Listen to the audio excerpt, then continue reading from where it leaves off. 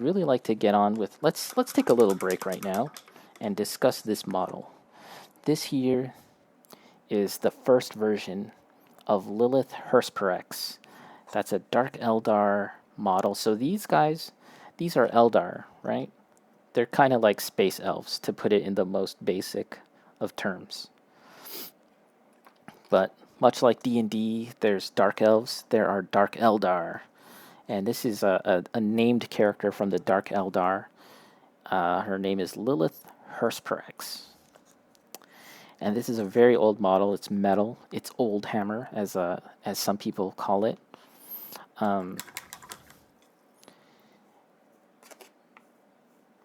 And this model, throughout second coat time, throughout time, I've just ended up missing some of the parts.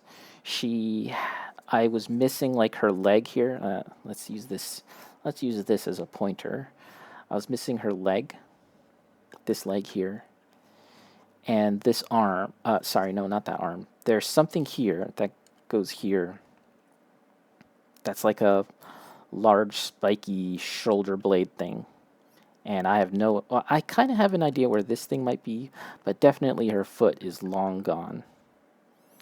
So what I ended up doing was taking, do I have it? A generic Dark Eldar model, like a generic plastic Dark Eldar model, essentially the evil equivalent of these guys, because these are basic troops. So I took a basic troop of the Dark Eldar and cut off that guy's foot and put it on her and kind of resculpted it a bit. And I think it turned out pretty well. This is generally what the pose is supposed to look like. Second coat time. Yep. Just gonna take a little break from the painting. And this arm, this is not the pose, like her standard normal pose. This arm actually kind of comes out like this, like kind of jutting out forward. And it was just a really, I don't know, it seemed like a really boring pose to me. So I actually changed the pose so that, yeah, it's like this now.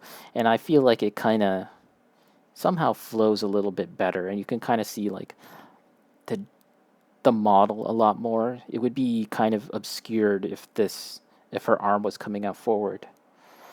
But to do that, I had to repose this,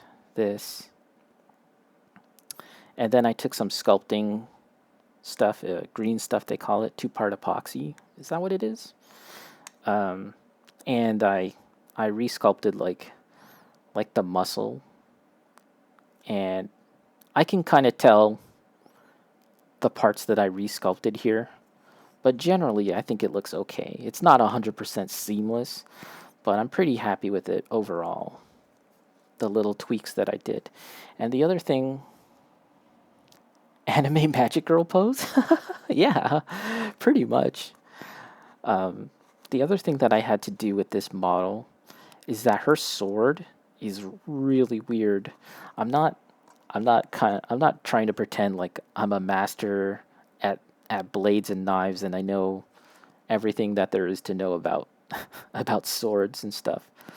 But I've watched my fair share of Forged in Fire on Discovery Channel, and this sword was completely awkward. It's a little hard to tell, but like there was no sharp side for this portion here. There's no like blade. It was just essentially a flat surface. So I've kind of painted this lighter side to kind of indicate that that's the sharpened part. This is all just painted. It's not been sculpted like that.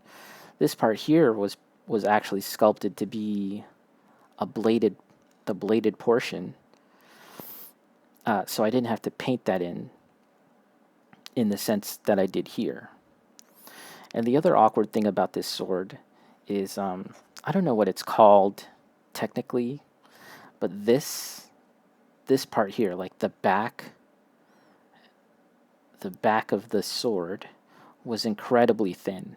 Like, I've actually gone in and painted it to look like it's thicker than it really is in the sculpt, because like realistic, like the actual model, it's incredibly thin. And realistically speaking, if this blade were to hit something, it would snap because the back spine, if you want to call it, is just so thin. I'm sure that a lot of people wouldn't have minded that, but it just seemed really awkward to me.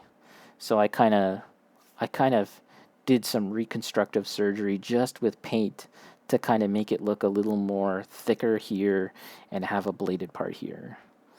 So yeah, I actually did a vote on my Instagram.